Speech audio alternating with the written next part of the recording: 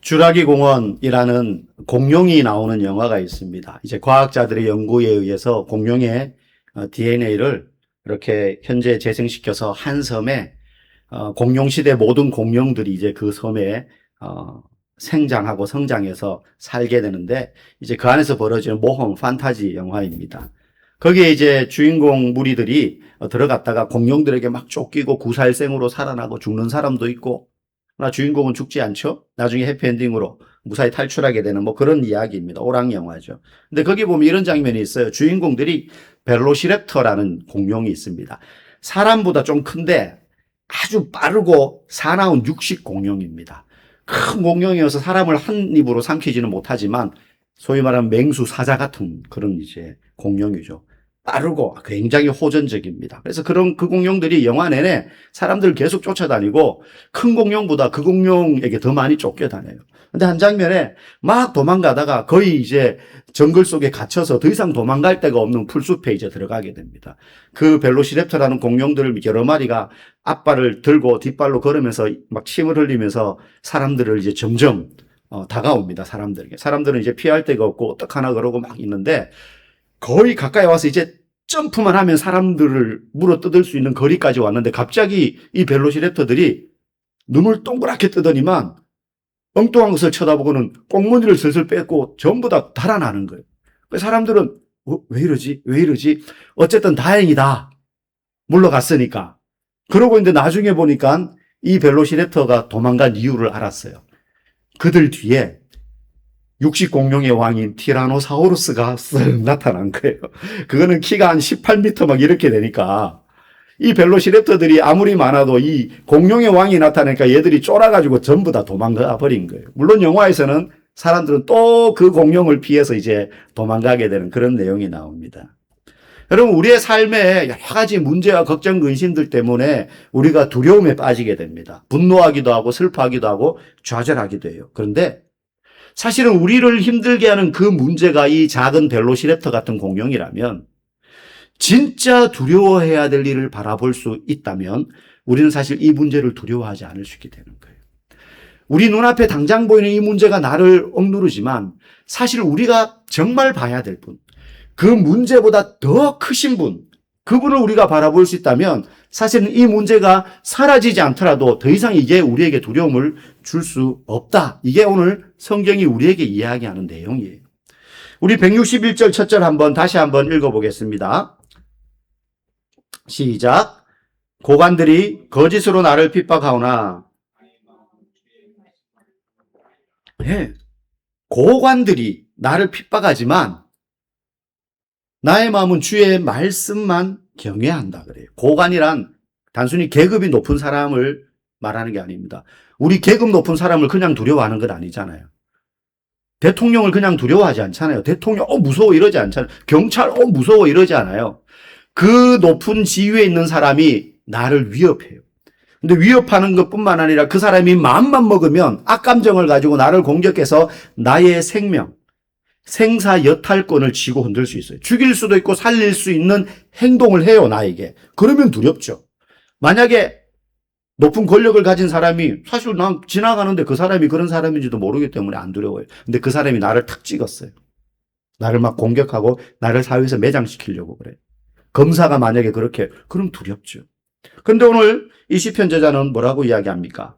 그런 권력자가 나를 핍박하오나 나는 두렵지 않습니다. 왜?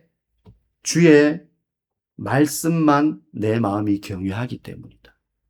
주의 말씀을 경외하기 때문이다. 여러분, 경외한다는 말은 우리가 성경에서 많이 등장합니다. 무서워한다, 이런 의미만 있는 것이 아닙니다. 그것보다 좀 더 깊은 의미가 있어요. 히브리어로 파하드라고 하는데요. 그 성경 언어의 경외라는 말은 예를 들면 이런 거죠. 크고 위대한 어떤 존재나 장면 앞에 압도당하는 두려움을 말해요. 예를 들면 그랜드 캐년, 나야가라 폭포, 여러분 안 가보셨죠? 네, 저도 안 가봤습니다. 그래서 뭐 사람들이 하는 말, 장면을 보는데 한 번씩 큰 화면으로만 봐도 어떤 느낌이 듭니까? 와, 가보고 싶다 저런데. 가서 보면 얼마나 대단할까? 뭐 이런 생각이 들지 않습니까? 하다못해 여러분 설악산 대청봉, 지리산 천왕봉, 아니면 한라산 꼭대기, 한라산 꼭대기까지는 둘째로 하고 우리 아파트 꼭대기만 올라가서 도시를 내려다보고 그 주변 경관을 내려다보기만 해도 어떤 마음이 듭니까? 네? 와, 이런 마음이 들죠? 대자연의 위대함, 큰 바다, 넓은 땅, 높은 산, 그런 걸 볼 때 드는 우리의 어떤 그 아름다움, 자연의 아름다움과 웅장함에 매료되어서 입이 떡 벌어지는 이게 경외예요. 성경에서 말하는 경외. 그러니까 지금 이 시인은요, 내가 하나님의 말씀을 대할 때 이런 마음이 든다는 거예요. 여러분, 이게 놀라운 신앙의 고백이에요. 성경책을 읽는데 그런 마음이 드는 거예요. 이게 그냥 책이다 이런 내용이 아니라 우리는 한 절 한 절 나를 위로하고 나에게 힘이 되고 이런 구절에 우리는 많이 마음이 반응하는데 지금 이 사람은요, 하나님의 말씀 앞에 내 마음이 그런 경외심이 든다는 거예요. 마치 대자연을 보고 야, 이 자연 앞에 서니까 나는 아무것도 아니네. 그러니까 내가 지금 눈앞에 담고 있는 나를 괴롭게 하는 것처럼 보이는 그 문제도 그 경외감이 드는 하나님, 그 하나님의 말씀 앞에 서고 나니 이 문제가 문제처럼 안 보이더라. 이 말을 지금 하는 거예요. 심지어 내 생명을 쥐고 흔들 권세가 있는 고관들이 나를 핍박해도 하나님의 말씀의 그 아름다움과 놀라움과 거대한 아름다움에 압도되어서 거기에 매료되어서 고관들의 핍박도 나는 두렵지 않다는 거예요. 우리는 가끔 순교자들 이야기를 들으면 남의 나라 이야기처럼 들려요. 야, 난 어떻게 순교할 수 있을까? 내가 만약에 그 사람들 입장에 놓이면 배반하거나 나는 도망가서 숨을 거야. 그래서 숨어 있다가 예수 그리스도인 아닌 척하고 있다가 좀 자유로워질 때 신앙생활 할 것 같아요. 근데 그런 분들이 순교할 수 있었던 이유가 뭡니까? 우리보다 막 더 성정이 독하거나 말이죠. 막 다로한 결심을 했기 때문에 뭐 이런 게 아닙니다. 순교 자리에 서려고 하다가 도망가면 부끄러움 당할까봐 자존심 때문에 순교하고 여러분 이럴 수 없어요. 아무리 자존심이 중요해도 목숨보다 중요할 수는 없잖아요. 그럼에도 불구하고 순교할 수 있었던 이유가 뭘까요? 하나님을 경외하기 때문이에요. 하나님을 경외하는 이 이유 아니면 설명할 수가 없는 겁니다.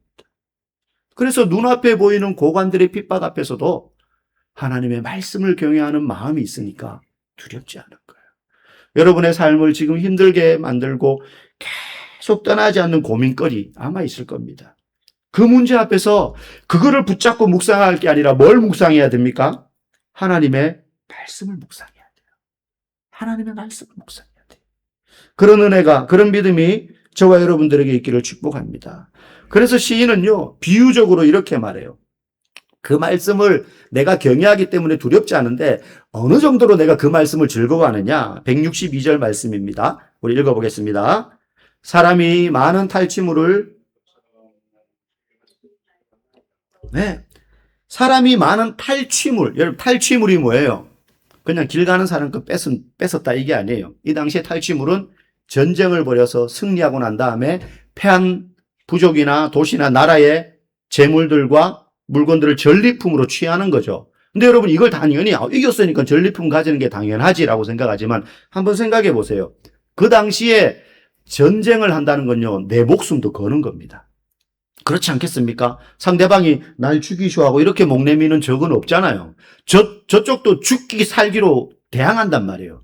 그래서 내가 전리품을 넣는 건요, 그냥 단순히 이겼으니까 얻어 이게 아니고 내 목숨 값으로 취하는 상급이에요. 그러니까 죽음을 담보로 내어놓고 얻는 전리품이니까 탈취물, 전리품을 넣는다는 건 이 사람 인생의 전부를 걸고 얻게 되는 상상할 수 없는 상급인 거예요. 요즘식으로 따지면 요즘 우리가 어디 가서 누구랑 싸워가지고 그 사람 재산 뺏고 이럴 수는 없잖아요. 요즘으로 따지면 우리의 인생의 가장 큰 횡재, 내 인생에 다시 찾아올 수 없는 내 인생 전부를 걸 만한 가치가 있는 어떤 횡재, 이게 가슴에 와닿을지 모르겠는데 예를 들면 로또 한 100억 내 인생 전체를 놓고 얻을까 말까 한 그런 어떤 횡재, 선물 같은 거, 뭐 예를 들자면 그런 거예요. 우리가 뭐 싸워서 남의 걸 뺏고 이럴 수는 없으니까 뭐 가치로 따지자면 그 정도예요. 내 생애를 걸고 얻을 수 있는 거. 이게 뭐 값어치가 더 크냐 적냐 이런 차원이 아닙니다. 그러니까 이 탈취물이 얼마나 큰 의미가 있는 거예요. 그런데 시편 저자는 뭐라 그럽니까? 이런 탈취물 외에도 나는 주의 말씀을 더 즐거워한다는 거예요. 이 고백이 저와 여러분들이 신앙 고백이 되기를 간절히 소망합니다. 하나님의 말씀을 발견한 기쁨이 대박난 로또보다 크다는 거예요. 왜? 어떻게 그럴 수 있나? 돈이나 세상의 권력이나 명성이 주는 임시 기쁨과는 비교할 수 없는 말씀 안에서 누리는 영원하고 우리의 영혼의 근원적인 불안을 해결해 주는 기쁨이 그 말씀 안에 있기 때문이에요. 그 말씀 안에 있기 때문에. 어떤 한 권사님이 남편 때문에 평생 속을 썩었어요. 남편이 그냥 한량이에요, 한량. 권사님이 일하면 남편이 일 안 해요. 벌어다 주는 돈으로 술 먹고 방탕하게 삽니다. 이 집 저 집. 그러니까 바람도 피워요. 그래가지고 집을 나가서 자기 팔도를 돌아다니면서 가정은 안 돌보고 자녀도 안 돌보고 혼자 그냥 인생을 즐기는 사람이에요. 그런데 그렇게 돌다가 몇 달이 지나서 이제 들어왔는데 남편이 반신불수가 돼서 왔어요. 병을 얻었어요. 휠체어 신세를 져야 돼. 똥오줌을 받아내야 돼요. 권사님 입장에 얼마나 이 왼수 같은 인간, 차라리 들어오지 말지 이런 마음이었는데 들어오긴 또 들어왔는데 그렇게 들어오니까 완전히 인생이 자기 인생도 이제 파탄 나는 거 아닙니까? 그래가지고는 휠체어에 앉아서 이제 그렇게 꼼짝도 못한 남편 수발을 하는데 너무 괴로운 거예요. 죽지 못해 사는 것 같은 거예요. 근데 이분이 이제 예배를 드리고 신앙사라고 이제 내적 치유 수양에 가고 뭐 생수의 강 수련회 가고 이렇게 하다가 거기서 은혜를 받았어요. 그래서 하나님의 말씀 안에 깊이 들어가고 다녀와서도 말씀을 계속 묵상하는데 어느 날 마음 가운데 하나님이 자기의 마음을 변화시켜 준다라고 느껴졌어요. 그래서 그날 예배를 마치고 집에 들어갔는데 이제 오후 예배를 마치고 집에 들어가니까 해가 뉘엿뉘엿 기울어져 가는데 문을 여니까 불도 안 킨 햇볕 들어오는 침침한 방에 커튼 반쯤 열려서 해가 그쪽으로 들어오는데 남편이 휠체어 앉아서 이러고 있는 거죠. 앉아가지고. 와도 돌아보지도 못하는 거죠. 근데 그 뒷모습이 그전까지는 그렇게 왼수처럼 보이는데 그날 그 모습이 너무 불쌍해 보이더라는 거예요. 그래가지고 이 권사님이 가가지고 남편의 어깨를 이렇게 뒤에서 안고 목을 이렇게 안고는 여보 미안해. 왜 미안하다고 했느냐면 정말 할 수만 있으면 이 인간도 죽고 나도 죽고 싶다. 이 인간 죽이고 나도 죽고 싶다. 그런 마음이었거든요. 그랬는데 이제 그거 미안하다 그러고 그래도 남편 대답도 못해요. 근데 그때부터 이 권사님의 마음이 변하는 거예요. 문제가 해결된 게 아닙니다. 여전히 그 문제는 그대로 있어요. 근데 하나님의 말씀의 은혜 앞에 자기의 마음이 변하니까 그때부터는 남편이요.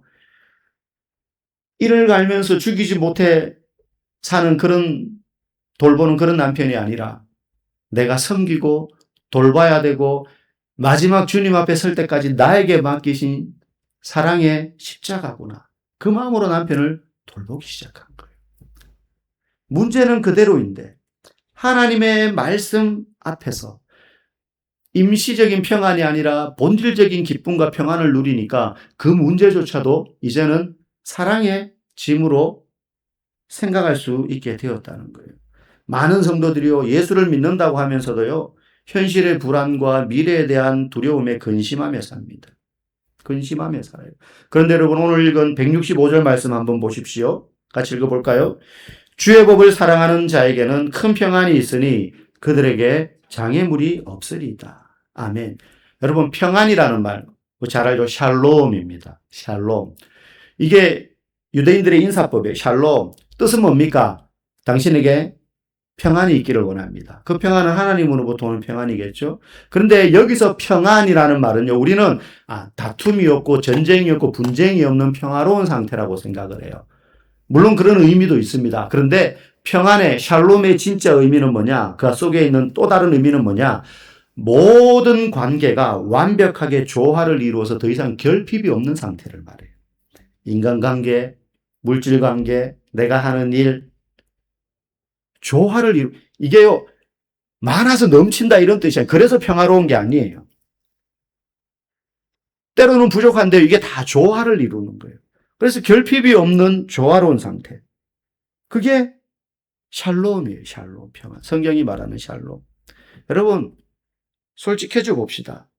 사실 많은 성도들이 하나님을 사랑해서가 아니라 하나님을 이용해서 세상의 탈취물을 더 얻으려고 합니다.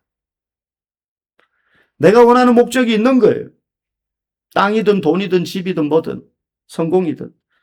그래서 하나님을 주인이 아니라 내 인생의 비서로 두고 세상의 인정, 세상의 성공, 세상에서 얻을 수 있는 탈취물이라는 가짜 신을 사실은 따라가는 거예요. 그분을 따라가는 게 아니라 그런 것들을 따라가는 거예요. 숭배하는 거죠. 그러니 세상이 나를 조금만 비난해도 내가 원하는 것을 조금만 얻을 수 없을 것 같이 여겨질 때 불안하고 두려운 거예요. 불안하고 두려운 거예요. 내 인생이 흔들리는 거죠. 진짜 우리가 쟁취하고 우리의 가슴에 모셔야 될 분은 하나님인데 그분은 옆에 두고 그분을 이용해서 딴 거를 얻으려고 하니 이게 안 주어지면 불안한 거죠. 심지어 하나님을 원망하고 버리기도 합니다. 여러분, 우리가 진짜 두렵고 불안한 이유는요, 이걸 못 얻어서가 아니라 진짜 얻어야 될, 그리고 우리가 진짜 두려워해야 될 하나님을 두려워하지 않기 때문에 불안한 겁니다. 하나님을 두려워하지 않으니까 눈에 보이는 그걸 두려워하는 거예요. 이 악순환을 어떻게 끊을 수 있을까요? 내 의지로 이제는 내가 세상 눈치 안 봐야지.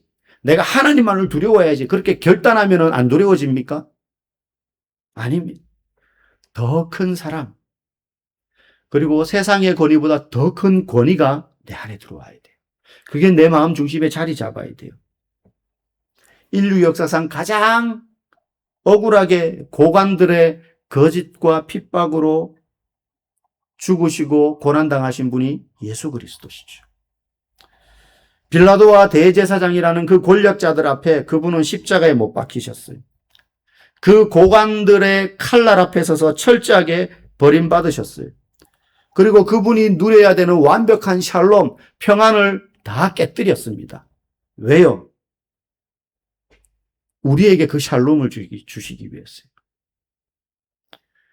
더 이상 너희가 세상의 탈취물을 저 사람들처럼 쫓아가며 살 것이 아니라 나를 얻으라는 거예요. 내 안에 거하면, 나를 경외하면 더 이상 세상을 두려워할 필요가 없다. 세상의 것을 얻지 못해서 안달복달할 필요가 없다. 그러기 위해서 예수님이 버려지신 것입니다. 예수님이 자신이 누려야 될 샬롬을 깨뜨리시고 박탈당하시고 우리에게 그 샬롬을 주셨습니다. 그러면서 너희가 내 안에 거할 때 너희는 내 제자가 돼. 그리고 나의 자녀가 되는 거야. 라고 주님 말씀하시는 거죠. 오늘 마지막 168절에 보면 이런 고백이 나와요. 나의 모든 행위가 주의 앞에 있습니다. 세상 앞에 우리는 서 있는 게 아닙니다. 우리는 주님 앞에 서 있어요. 세상에서 우리가 살아가며 취하는 행동과 모든 생각들은 주님 앞에서 그 행위대로 다 기록되고 심판받습니다.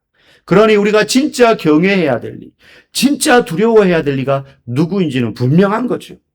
이 사실을 저와 여러분들이 늘 기억하며 주님을 경외함으로, 주의 말씀을 경외함으로 세상의 문제 때문에 두려워 떨거나 그것 때문에 불안해하지 않고 예수 그리스도께서 우리를 위하여 대신 주신 그 샬롬이 우리의 삶 가운데서 충만하게 되기를 주의 이름으로 간절히 축복합니다.